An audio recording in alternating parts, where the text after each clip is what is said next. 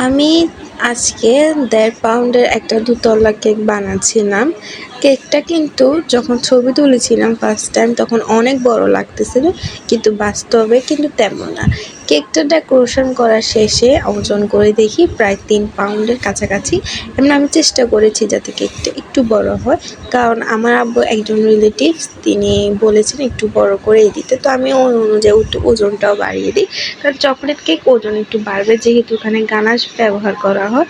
এখন কথা হচ্ছে ওনার ওয়াইফ বলেছিলেন যে কেকটা নাকি ছবিতে বড় বাস্তবে ছোট। আসলে মোট কথা হচ্ছে ছবিতে প্রত্যেকটা কেকেই একটু বড় লাগে, এটা স্বাভাবিক, এটা কিছুই না। মেন হচ্ছে কেকের ওজন। বিভিন্ন দোকানে দেখবেন ডালডা দিয়ে ক্রিম তৈরি করে বেকারিগুলোতে, সেগুলোর প্রাইসও কিন্তু একদম কম তাও না, ওগুলোও কিন্তু মোটামুটি ৫০০-৬০০ টাকা করেই বিক্রি করে।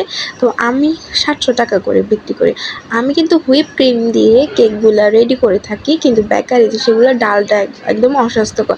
আপনারা যখন হাত ধুবেন দেখবেন যে আপনাদের হাতগুলো তৈলাক্তক হয়ে থাকবে, সেটা কিন্তু মূলত ডালডা দিয়ে, ডালডা এবং চিনি মিশ্রিত।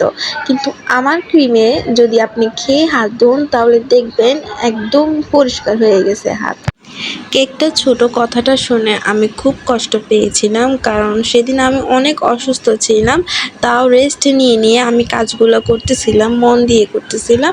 একটা কেক আমরা অনেক ভালোবাসা দিয়ে কেকটা তৈরি করি, কিন্তু আমরা প্রাইস নিয়ে যদি বা কেকের সাইজ নিয়ে কেউ যদি একটু কথা বলে সেটা কিন্তু খুবই কষ্ট লাগে, কারণ আমরা চেষ্টা করি কাস্টমারকে দিতে, কিন্তু কাস্টমার যদি সেটা না বুঝে কমেন্ট করে সেটা কিন্তু খুবই খারাপ লাগে।